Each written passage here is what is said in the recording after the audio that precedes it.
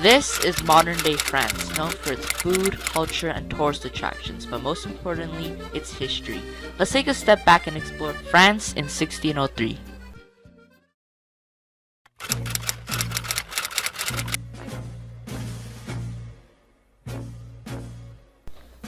Back then, France was known as a farming country, and they really prioritized educating its citizens about Catholicology.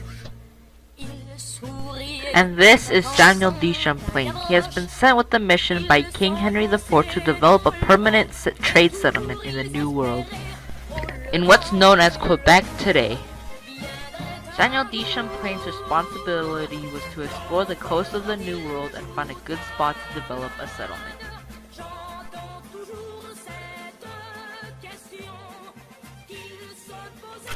In March 1663, Samuel de Champlain, along with some of his men, boarded the Don de Dieu in France, bound to explore the New World.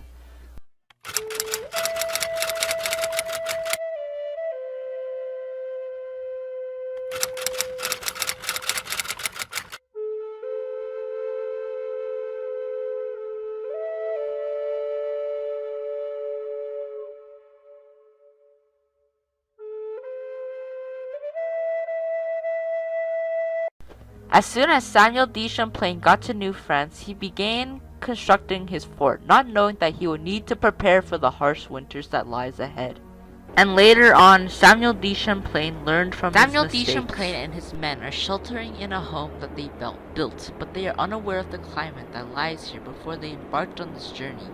With the lack of food and preparation for the climate, many of them died due to scurvy, the lack of vitamin C and nutrients, and some to the cold. And only 7 of his men survived this harsh winter. Samuel de Champlain later learned from his mistakes and agreed to help the Wendat fight against the Iroquois in return for food, but Champlain has an advantage with his extreme weaponry.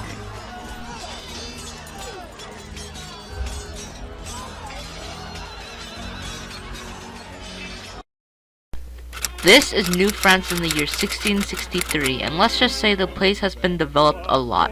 That includes the fur trade.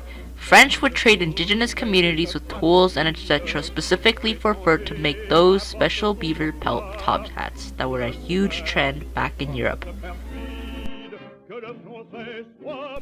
However, there was major gender imbalance here in New France, where there were way more boys in New France compared to women.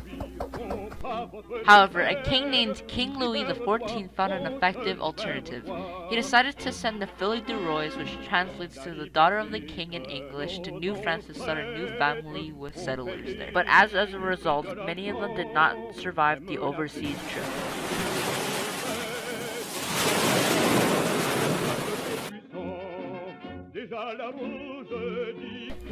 As a Fille du Roi, I can agree that life as a Fille du Roi is extremely hard.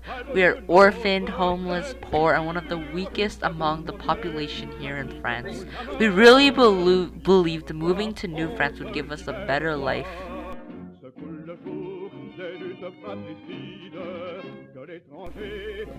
It took nearly 50 days for the overseas trip from France to New France.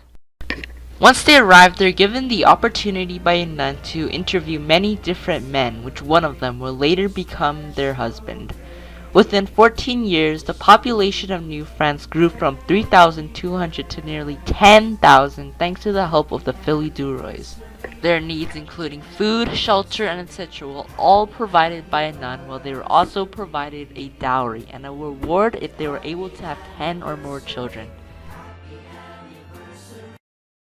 And this was a documentary of the story of the founding of Quebec City today, and the journey of a Fille du Roi.